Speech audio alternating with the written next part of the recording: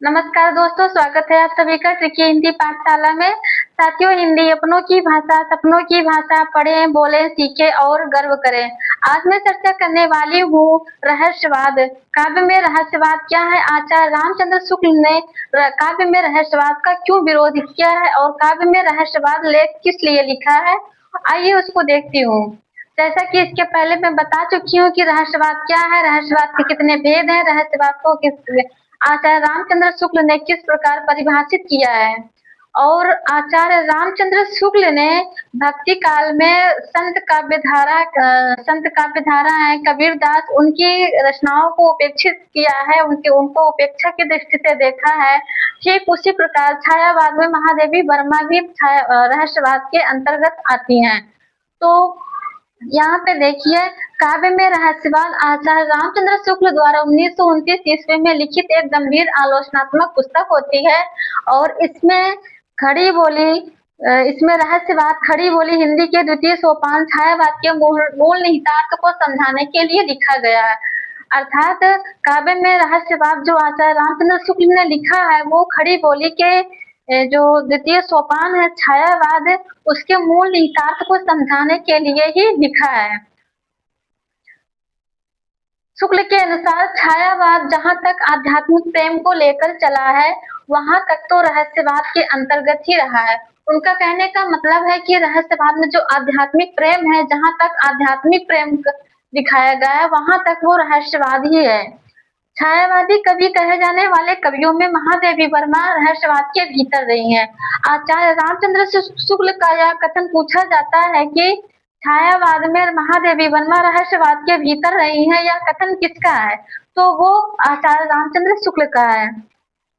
शुक्ल जी छायावाद के आध्यात्मिक रहस्यवादी रूप के विरोधी थे। वे ऐसे रहस्यवाद को काव्य के क्षेत्र के बाहर की चीज समझते थे।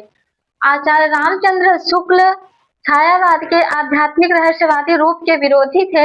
वे ऐसे रहस्यवाद को काव्य के क्षेत्र के बाहर की चीज समझते थे। हिंदी छायावादी आंदोलन को उन्होंने बाहर का अंधा अनुकरण माना है। हिंदी छायावादी आंदोलन को उन्होंने बाहर का अनुकरण माना है और स्वयं रविन्द्रनाथ ठाकुर पर पाश्चात्य ढांचे के आध्यात्मिक रहस्यवाद का प्रभाव माना है। कहने का मतलब कि जो छायावाद में जो आध्यात्मिक रहस्यवाद है वो बाहर का अनुकरण है।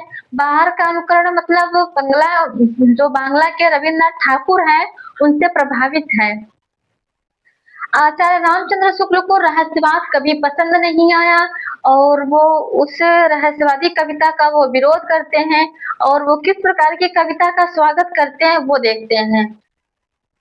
कविता का इस जीवन जगत में कविता इस जीवन जगत से पैदा होती है और सीधे सीधे इस जीवन जगत में अपनी विभूति का प्रकाश फैलाती है। जो कविता ऐसे करती है उस कविता का स्वागत है। कविता इस जीवन जगत से पैदा होती है और सीधे सीधे इसी जीवन जगत में विभूति का प्रकाश फैलाती है। जो कविता ऐसे करती है उस कविता का स्वागत है। अर्थात आचार्य रामचंद्र शुक्ल किस प्रकार की कविता का स्वागत करते हैं? वो इस प्रकार की कविता का स्वागत करते हैं कि जो कविता इसी जीवन जगत में पैदा होती है और सीधे सीधे इसी जीवन जगत में विभूति का प्रकाश फैलाती है, उसी प्रकार की कविता का स्वागत है। इसीलिए वो काव्य में रहस्यवाद की नो एंट्री मानते हैं। अर्थात सीधे सीधे यहाँ पे एक मैट्रिक बता रही हूँ कि काव्य में रहस्यवाद का जो घोर विरोध है वो है आचार्य रामचंद्र शुक्ल। और वो मानते हैं कि काव्य में रहस्यवाद की नो एंट्री, ये मेरा ट्रिक है बताने का कि काव्य में रहस्यवाद की नो एंट्री। नोट है, रामचंद्र शुक्ल रहस्यवाद की तुलना कनकौवे से करते हैं। आचार्य रामचंद्र शुक्ल रहस्यवाद की तुलना कनकौवे से करते हैं। ये प्रश्न पूछा जा सकता है कि किस आलोचक ने रहस्यवाद की तुलना कनकौवे से किया है? तो वो होगा आचार्य रामचंद्र शुक्ल। सारांश यह है कि जो काव्य में रहस्यवाद इन्होंने लिखा है, अंत में इन्होंने एक लाइन लिखी है, पूरा उसका सारांश लिखते हैं कि सारांश यह है कि रहस्यवाद एक सांप्रदायिक वस्तु है, काव्य का सामान्य सिद्धांत नहीं। उनका कहने का मतलब है कि रहस्यवाद जो है वो सांप्रदायिक वस्तु है। जैसे सिद्धों नाथों की इन्होंने साहित्य काव्य धारा को सांप्रदायिक वस्तु मानकर उसको कहते हैं कि ये कोई योग धारा नहीं है, अर्थात ये साहित्य की कोटि में नहीं आ सकती हैं। इस प्रकार इन्होंने भक्ति काल में कबीर रैदास की परंपरा के कवियों को रहस्यवादी कहकर उनकी उपेक्षा की है। नाथ एवं सिद्ध साहित्य की धज्जियां उड़ा दी है। नाथ एवं सिद्ध साहित्य की धज्जियां उड़ा दी है। कबीर की रचना धर्मिता को भी नहीं स्वीकार किया है। और एक बात मैं बता दूं कि भक्ति काल में कबीर दास रहस्यवाद के संत माने जाते हैं और आचार्य रामचंद्र शुक्ल की वरीयता की दृष्टि से अगर देखा जाए तो इन्होंने सबसे पहले तुलसीदास को वरीयता दी है, उसके बाद जायसी को, फिर तुलसी को, सूरदास को, फिर उसके बाद सबसे अंत में कबीरदास को।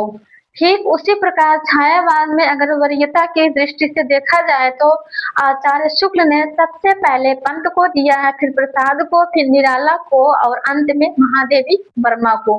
क्यों दिया है? क्योंकि आचार्य रामचंद्र शुक्ल रहस्यवाद के घोर विरोधी होते हैं और कबीरदास महादेवी वर्मा दोनों रहस्यवादी कवि होते हैं, इसीलिए इन्होंने उनकी जो वरीयता क्रम है वो सबसे अंत में देते हैं।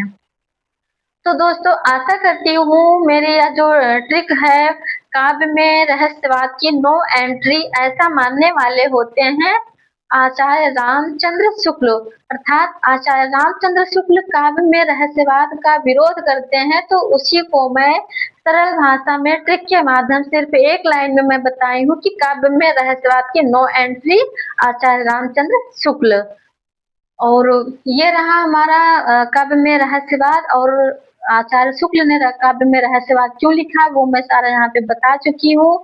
आशा करती हूँ आप लोगों को यह वीडियो जरूर अच्छा लगा होगा।